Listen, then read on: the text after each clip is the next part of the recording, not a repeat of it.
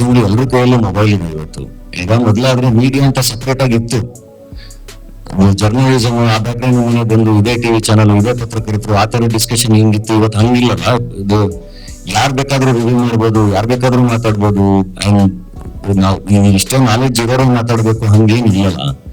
So and review ಯಾರು ಬೇಕಾದ್ರೂ ಮಾಡ್ಬೋದು, ಅದು ಆ ಸ್ವತಂತ್ರ ಇದೆ ಎಲ್ರಿಗೂ. ಅಂಡ್ ಡೆಫಿನೆಟ್ಲಿ ಅದನ್ನ ಹೇಳ್ತಿರೋದು ಕ್ರಿಟಿಸಿಸಮ್ಸ್ ನ ತಗೋಬಹುದು, ಬಟ್ ಅದನ್ನ ಮೆಚೂರ್ಡ್ ಲೆವೆಲ್ ಅಲ್ಲಿ ಮಾಡ್ಬೇಕಲ್ಲ. ಇವತ್ತು ಮೊಬೈಲ್ ಇರೋದ್ರಿಂದ ಯಾರು ಹೆಂಗ್ ಬೇಕಾದ್ರೂ ಹೇಳ್ತಾರೆ, ಅಂಡ್ ಅದನ್ನ ಇಮಿಡಿಯೇಟ್ ಆಗಿ ಇವಾಗ ನಾನು ಆಗ್ಲೇ ಹೇಳಿದೆ, ಮದರ್ ಪ್ರಾಮಿಸ್ ಸಿನಿಮಾ ಬಗ್ಗೆ ಮಾತಾಡಿರುವಷ್ಟು ವಿಡಿಯೋಗಳು ಎಲ್ಲ ಪಾಸಿಟಿವ್ ಆಗಿ ಎಷ್ಟಿದೆ ಅಂದ್ರೆ, ಬಟ್ ಒಂದು ನೆಗೆಟಿವ್ ವಿಡಿಯೋ ಬಂದ್ರೆ ಅದನ್ನೇ ಎಲ್ಲ ಫಾರ್ವರ್ಡ್ ಮಾಡ್ಕೊಂಡಿರ್ತಾರೆ.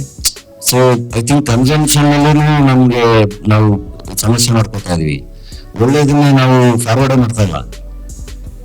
ಸೊ ಅದನ್ನ ಹಿಂಗೆ ಕಂಟ್ರೋಲ್ ಮಾಡೋದು ಡೆಫಿನೆಟ್ಲಿ ವಿಡೋಣ. ಅದಕ್ಕೇನೆ ಇವತ್ತು ಫಸ್ಟ್ ಎಲ್ಲದಕ್ಕೂ ಒಂದು ಕಾಸಿದೆ.